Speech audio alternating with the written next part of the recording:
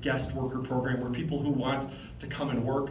Our sheriff here, Mark Curran, is a good friend of mine. He's someone who also is very outspoken and vocal on immigration issues, but he gives an example that I think is pretty compelling, and he talked about, at our border we had 2 signs. One was rusty and beaten up and fallen down that says "Do not enter," and then we have another one that's neon flashing saying "For hire." What are people going to follow? We've got to make it very clear that we've got laws in place. We want people to follow the legal process, but it shouldn't take 8 or 10 years for someone to hear if they can become a citizen of this country, if they want to be. If they want to come and work and still be a citizen of another country, and they have something that's valuable to our country, they ought to be able to do that. And we ought to have a process to do that. I'm going to keep going through how we've done it, just so it's fair for everybody.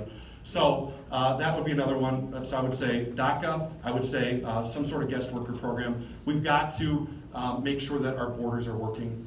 They're far too porous, especially for drugs coming across the border. I do a lot on opioids and heroin. We see far too many drugs still coming across our border.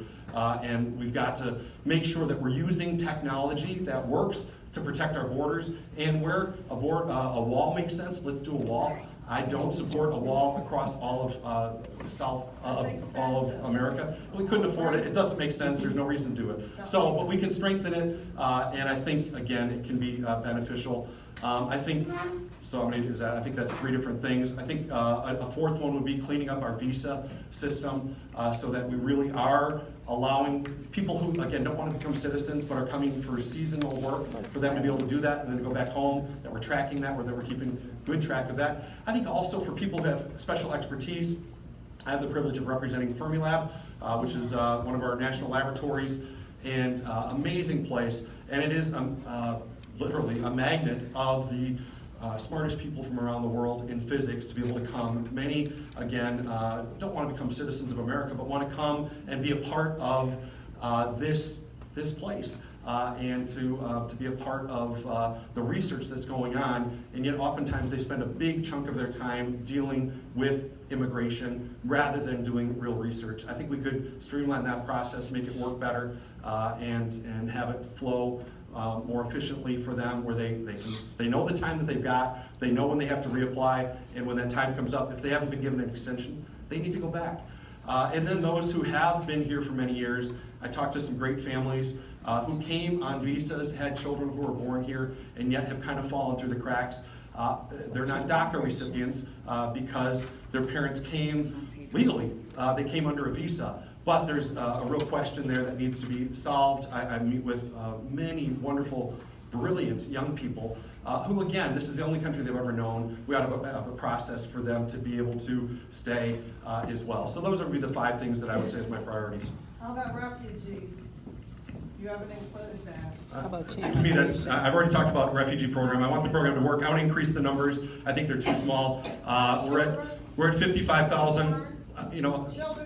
Sorry, we're not going to do that. The next question I think will address what you're asking. What steps are you doing aside from talking and signing papers to reunite children with their families?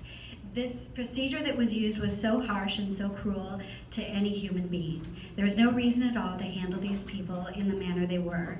The president and anyone else that supported this cruel method of doing this should be brought up on charges for such acts. I have voted specifically on legislation that we had up a couple weeks ago that would make sure that this would never happen again, that families would be reunited. I did speak out. I did have press conferences. I did do other things, but more than that, I voted.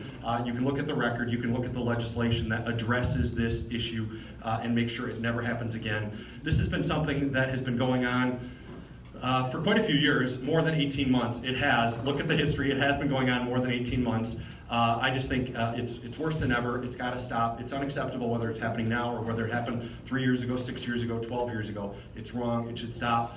Part of the challenge is we've got to push back on the Flores decision, which says that during this process, children cannot be held in any type of correctional facility, which I agree with, but we've got to make sure then that Homeland Security can have this in place. We also have to continue to send the message that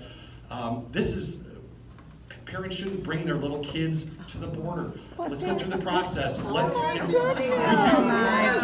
process. We have a process that works. Let's respect each other. I'm trying to answer the questions. Please, let's respect each other.